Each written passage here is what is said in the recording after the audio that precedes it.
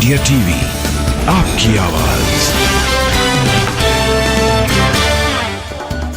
छत्तीसगढ़ के दुर्ग में पीएम मोदी की विजय संकल्प रैली। कहा, छत्तीसगढ़ को बीजेपी ने बनाया, बीजेपी ही सवारेगी। पीएम मोदी ने कहा, छत्तीसगढ़ में 30% कमीशन वाली सरकार, भ्रष्टाचार कांग्रेस की प्राथमिकता। पीएम मोदी का भूपेश बघेल पर अटैक। कहा, जुए के पैसों के तार सीएम बघेल तक जुड़ रहे हैं। दुबई में बैठे घोटालेबाजों का सीएम से क्या संबंध है। पीएम मोदी ने कहा, जनता को पता है पैसा कहां तक पहुंचा, लूटने वालों पर होगी कार्रवाई। पीएम मोदी बोले, मुझे दिन रात गालियां देते हैं कांग्रेसी, मैं गालियों से नहीं डरता, पाई पाई का होगा हिसाब। सीएम बघेल का पीएम मोदी पर पलटवार। कहा, महादेव ऐप से जुड़े लोगों को गिरफ्तार क्यों नहीं किया गया, कार्रवाई करने की जिम्मेदारी भारत सरकार की। भूपेश बघेल का पीएम मोदी से सवाल, दुबई के लोगों से आपका क्या संबंध, ऐप अब तक बंद क्यों नहीं। रायपुर में बोले कांग्रेस चीफ मल्लिकार्जुन खड़गे, बीजेपी का काम लोगों को डराना और फंसाना, अपने काम का जल्द भुगतेंगे परिणाम। छत्तीसगढ़ चुनाव से पहले महादेव ऐप मामले में ईडी का बड़ा दावा। सीएम भूपेश बघेल को ऐप के प्रमोटर्स ने 508 करोड़ रुपए दिए। ईडी ने कहा, गिरफ्तार असीम दास ने अपने बयान में सीएम बघेल का नाम लिया। कहा, सीएम को कई किश्तों में पैसा दिया गया। महादेव ऐप की जांच कर रही है ईडी। असीम दास की गाड़ी और उसके घर से ईडी को मिले 5 करोड़ रुपए। महादेव ऐप के अधिकारी शुभम सोनी की ईमेल और फोन रिकॉर्डिंग से हुआ खुलासा। शुभम सोनी ने असीम दास को पैसे भूपेश बघेल को देने को कहा था। महादेव ऐप केस में 508 करोड़ रुपए लेने के आरोपों पर सीएम भूपेश बघेल का उल्टा आरोप, गवाह से दबाव डलवाकर नाम बुलवाया गया, ये सिर्फ मेरी इमेज खराब करने की कोशिश है। छत्तीसगढ़ के डेप्यूटी सीएम टीएस सिंहदेव का ईडी पर निशाना। कहा, अभी चुनाव है इसलिए ईडी से सब कुछ करवा रहे हैं। टीएस सिंहदेव ने उल्टा ईडी पर हमला किया। कहा, ये वही ईडी है जिसके अधिकारियों के घर से पैसे बरामद किए गए थे। छत्तीसगढ़ के पूर्व सीएम डॉक्टर रमन सिंह का भूपेश बघेल पर हमला। कहा, एक मुख्यमंत्री के लिए ये शर्मनाक बात है, ईडी ने उनके खिलाफ दिए हैं सबूत। डॉक्टर रमन सिंह ने कहा, सीएम बघेल को अपने पद पर बने रहने का हक नहीं है, उन्हें जुए और सट्टे के भी पैसे लिए हैं। स्मृति ईरानी ने कहा, महादेव ऐप के प्रमोटर ने गरीबों का पैसा लूटकर बघेल को दिया, बघेल ने सत्ता में रहकर सट्टे का खेल खेला। स्मृति ने कहा, असीम दास से 5 करोड़ 30 लाख से ज्यादा पैसा मिला। असीम दास के वॉइस मैसेज से पैसे देने की बात आई सामने। स्मृति ईरानी पर छत्तीसगढ़ के डेप्यूटी सीएम टीएस सिंहदेव का पलटवार। कहा, अगर उनके पास कोई सबूत तो सामने क्यों नहीं रखती। स्मृति ईरानी के बयान पर आरजेडी सांसद मनोज झा का पलटवार। कहा, जिस राज्य में बीजेपी कमजोर वहां केंद्रीय एजेंसियों का एक्शन। सीएम बघेल पर लगे आरोपों पर शशि थरूर का बीजेपी पर पलटवार। कहा, भूपेश बघेल ईमानदार, अगर कोई सबूत तो कोर्ट में दिखाएं। बीजेपी पर कांग्रेस का पलटवार। कहा, देश में हो रही बदले की राजनीति, ईडी के साथ बीजेपी का गठबंधन। कांग्रेस ने कहा, बीजेपी को पता है वो विधानसभा चुनाव हार रहे हैं, राजस्थान में भी हुई छापेमारी। कांग्रेस ने बीजेपी पर भूपेश बघेल के खिलाफ साजिश का आरोप लगाया। कहा, जांच एजेंसियों का हो रहा है गलत इस्तेमाल। भूपेश बघेल को लेकर केंद्रीय मंत्री रामदास अठावले ने कहा, उनका खेल होगा खत्म, जाना होगा जेल, कांग्रेस की आदत है भ्रष्टाचार की। बस्तर में बोली कांग्रेस प्रभारी कुमारी सैलजा, केंद्रीय एजेंसियों का दुरुपयोग कर रही है बीजेपी, कांग्रेस को अपने काम पर विश्वास है। छत्तीसगढ़ के भानु प्रतापपुर में उत्तर प्रदेश के सीएम योगी आदित्यनाथ ने चुनाव प्रचार किया। कहा, जनता के साथ धोखाधड़ी कर रही कांग्रेस की सरकार। सीएम योगी का सीएम बघेल पर पलटवार। अटैक करते हुए कहा, उनके एक साथी ने बिहार में चारा घोटाला किया और छत्तीसगढ़ में गोबर घोटाला हुआ। मध्य प्रदेश के रीवा पहुंचे बीजेपी अध्यक्ष जेपी नड्डा, चिरौहला हनुमान मंदिर में पूजा की। मध्य प्रदेश के शिवपुरी में केंद्रीय मंत्री अमित शाह की जनसभा। कहा, कांग्रेस ने कई साल तक राज्य को अंधेरे में रखा, एक बीमारू राज्य बना दिया। अमित शाह ने कहा, बीजेपी सरकार ने 18 सालों में हर वर्ग के लिए काम किया, मध्य प्रदेश को बीमारू से बेमिसाल राज्य बनाया। अमित शाह ने जातिवार जनगणना वाले बयान पर कांग्रेस सांसद प्रमोद तिवारी ने कहा, कास्ट सेंसस कांग्रेस और विपक्षी गठबंधन की मांग। कास्ट सेंसस पर दिल्ली सरकार के मंत्री सौरभ भारद्वाज ने कहा, चुनाव और जनता के दबाव में बीजेपी ले रही यू टर्न। कैलाश विजयवर्गीय ने इंदौर में रोड शो किया, फूल मालाओं से लोगों ने स्वागत किया।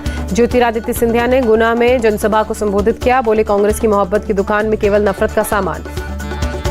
कांग्रेस पर हमला बोलते हुए ज्योतिरादित्य सिंधिया ने कहा, एक तरफ आपके पास तलवार ढाल है तो दूसरी तरफ आपके पास बंटाधार है। केंद्रीय मंत्री ज्योतिरादित्य सिंधिया पर कमलनाथ का तंज। कहा, उन्होंने हमारी सरकार से क्या क्या फायदे लिए जनता जानती है। कांग्रेस अध्यक्ष मल्लिकार्जुन खड़गे ने बिहार के सीएम नीतीश कुमार को फोन किया, इंडिया अलायंस को लेकर बात कही। इंडिया अलायंस पर सौरभ भारद्वाज ने कहा, कांग्रेस विधानसभा चुनाव में बिजी, लोकसभा चुनाव में नहीं मिलेगा फायदा, गठबंधन को पीछे ना छोड़ें। कर्नाटक के मंत्री प्रियांक खड़गे का बीजेपी पर पलटवार। स्टेट यूनिट को चला रहा केंद्र, अभी तक विपक्ष का कोई नेता नहीं। दिल्ली में बढ़ते प्रदूषण से बढ़ी लोगों की परेशानी, AQI 500 के पार आसमान में छाई गहरी धुंध। दिल्ली में पोल्यूशन कंट्रोल के लिए सरकार का एक्शन। महादेव रोड पर एंटी स्मॉग गन से पानी का छिड़काव किया गया। नोएडा में भी पोल्यूशन से हाल बेहाल, कई इलाकों में AQI 400 के पार, लोगों को सांस लेने में हुई मुश्किल। गाजियाबाद में भी पोल्यूशन का असर, कई इलाकों में AQI 400 से पार, लोगों को हो रही भारी परेशानी। उत्तर प्रदेश के अलीगढ़ में प्रदूषण से आसमान में धुंध छाई, स्वास्थ्य विभाग के लोगों से सावधानी बरतने की अपील करते नजर आए। आगरा में बढ़ते प्रदूषण से आसमान में स्मॉग छाया, ताजमहल भी धुंधला दिख रहा है। मुंबई में प्रदूषण से हालात बिगड़े, आसमान में दिखाई दे रही स्मॉग की लेयर। दिल्ली के पर्यावरण मंत्री गोपाल राय ने बीती रात आनंद विहार बस डिपो का जायजा लिया। आनंद विहार इलाके में AQI सबसे खराब लेवल पर पहुंचने के बाद दौरा। दिल्ली के पर्यावरण मंत्री गोपाल राय का केंद्र सरकार पर आरोप, अश्विनी कुमार को बनाया DPCC चीफ, स्मॉग टावर बंद करवाया बंद। पंजाब के लुधियाना में पराली जलाने के मामले सामने आए। मोगा लुधियाना में पराली जलने पर 321 मामले अब तक दर्ज किए गए हैं। प्रदूषण को लेकर आम आदमी पार्टी नेता प्रियंका कक्कड़ का बयान, कहा पंजाब में पराली जलाने में कमी आई है, हरियाणा सरकार विफल रही है। तमिलनाडु में बदला मौसम का मिजाज, कई इलाकों में हुई बारिश। 2 से 3 नवंबर तक इटली की यात्रा पर विदेश मंत्री डॉक्टर S जयशंकर, इटली के राष्ट्रपति और विदेश मंत्री से की मुलाकात। गोरखपुर मंदिर में CM योगी ने लगाया जनता दरबार, लोगों की समस्याओं को सुना, अधिकारियों को निपटारे के निर्देश दिए। उद्योगपति मुकेश अंबानी को धमकी भरे 2 मेल आए, पहले ईमेल को नजरअंदाज करने का अंजाम भुगतने की धमकी, 400 करोड़ की डिमांड। बिहार के अरवल के एक कार्यक्रम में तेज प्रताप के संबोधन के दौरान बिजली गुल, कहा ये आपकी गलती नहीं है, विपक्ष की चाल है। तमिलनाडु के करूर में 3 जगहों पर इनकम टैक्स की रेड, DMK के पूर्व सचिव वासुकी मुरुगेसन की बहन पद्मा और फाइनेंशियल के आवास पर छापेमारी। महाराष्ट्र के रायगढ़ में फैक्ट्री में विस्फोट के बाद 7 शव बरामद किए गए, NDRF ने रेस्क्यू ऑपरेशन को अंजाम दिया। दिल्ली के करावल नगर में गैस सिलेंडर फटा, हादसे में 4 लोग घायल, सभी घायलों को GTB अस्पताल में इलाज के लिए भर्ती कराया गया। विस्फोट के कारणों की जांच में जुटी पुलिस। गुजरात के गोंडल में आग का तांडव, गोदाम को अपनी चपेट में आग ने लिया, मौके पर धू धू कर जल उठी दुकान, आग की ऊंची ऊंची लपटें नजर आई, पूरे इलाके में मचा कोहराम। नेपाल में देर रात भूकंप ने तबाही मचाई, अब तक 154 से ज्यादा लोगों की मौत, भारी संख्या में लोग घायल। रिक्टर स्केल पर 6.4 मापी गई भूकंप की तीव्रता, तेज भूकंप के बाद दिखा अफरा तफरी का माहौल। भूकंप से नेपाल के जाजरकोट में भारी नुकसान, कई इमारतें ढही। नेपाल के जाजरकोट में 92 लोगों के मारे जाने की खबर, जबकि रुकुम में वेस्ट में 35 लोगों की मौत हुई। नेपाल में जमीन की सतह से करीब 10 किलोमीटर नीचे भूकंप की तरंगें उठी, लोग पूरी रात घर से बाहर रहे। नेपाल के जाजरकोट के नालागढ़ में डेप्यूटी मेयर सरिता सिंह की भी मौत हुई, मलबे से लोगों ने उनका शव निकाला, अभी मलबे में फंसे लोगों को निकालने का काम भी जारी। जाजरकोट में मलबे में तब्दील हुए घर, तेज भूकंप ने इमारतों को नुकसान पहुंचाया। भूकंप की वजह से पुराने मकानों में दरारें, लोगों के बीच दहशत का माहौल। नेपाल के कोहलपुर मेडिकल कॉलेज में घायलों को इलाज के लिए भर्ती कराया गया, प्रभावित इलाकों से लोगों को एयरलिफ्ट किया जा रहा है। भूकंप प्रभावित इलाकों में युद्ध स्तर पर राहत बचाव का कार्य जारी, काठमांडू में हेलीकॉप्टर के जरिए पहुंचाई जा रही मदद। PM पुष्प कमल दहल प्रचंड की जाजरकोट पहुंचे, मेडिकल टीम के साथ प्रभावित इलाकों का जायजा लिया। नेपाल में भूकंप से तबाही मची, PM मोदी ने उस पर संवेदना जताई, लिखा भारत नेपाल के साथ एकजुटता से खड़ा है, हर संभव मदद के लिए तैयार है। इजराइल हमास जंग का 29वां दिन आज, दोनों तरफ से अब तक 10,700 से ज्यादा लोगों की मौत। गाजा हेल्थ मिनिस्ट्री के मुताबिक इजरायली हमले में अब तक 9,200 लोगों की मौत, जबकि वेस्ट बैंक के 140 फिलिस्तीनियों के मारे जाने की खबर। इजराइल हमास जंग के बीच PM मोदी ने इंग्लैंड के PM ऋषि सुनक से बात की, दोनों ने बेकसूर लोगों की जिंदगी की सुरक्षा पर चिंता जाहिर की। PM मोदी ने UAE के राष्ट्रपति शेख मोहम्मद बिन जायद अल नहायान से भी बात की, कहा भारत आतंकवाद और आम लोगों की मौत को लेकर चिंतित। PM मोदी ने स्थायी शांति और सुरक्षा की बात कही, कहा हम सुरक्षा और मानवीय स्थिति के शीघ्र समाधान की आवश्यकता पर सहमत हैं। इजराइल सेना ने वेस्ट बैंक के जेनिन में की रेड, सड़कों पर नजर आई इजरायली सेना की गाड़ियां। जेनिन में रेड के दौरान इजरायली सेना ने की फायरिंग, हमास के आतंकवादियों ने भी गाड़ियों पर फेंके बम। इजरायली सेना की रेड में 7 फिलिस्तीनियों की मौत। इजराइल के मुताबिक हमास आतंकवादियों के बम फेंके जाने के बाद जवाबी कार्रवाई में मौत हुई।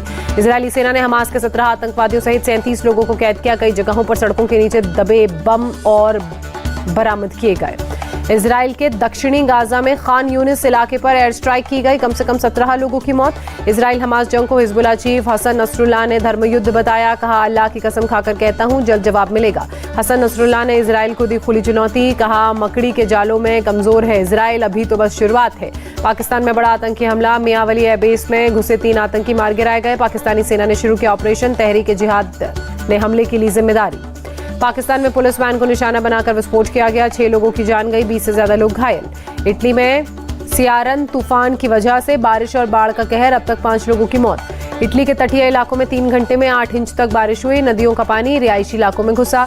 राहत कर्मी मोटरबोट की मदद से लोगों को बचाने में जुटे। बाढ़ की वजह से कई इलाकों में सड़कें टूटी, बिजली व्यवस्था पर असर पड़ा। इटली सरकार ने तूफानी बारिश और बाढ़ को राष्ट्रीय आपदा घोषित किया। पीएम जॉर्जिया मेलोनी ने राहत के लिए 50 लाख यूरो के बजट का ऐलान किया। क्रोएशिया के तटीय इलाकों से टकराया चक्रवाती तूफान, तेज हवा के साथ समुद्र में उठी ऊंची लहरें।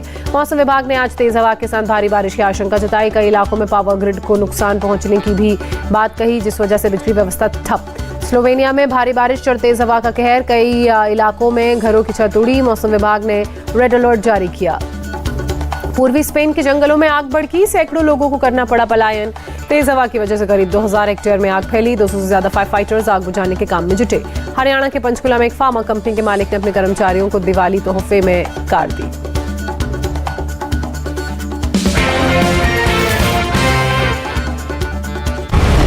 झूठ पर, शोर पर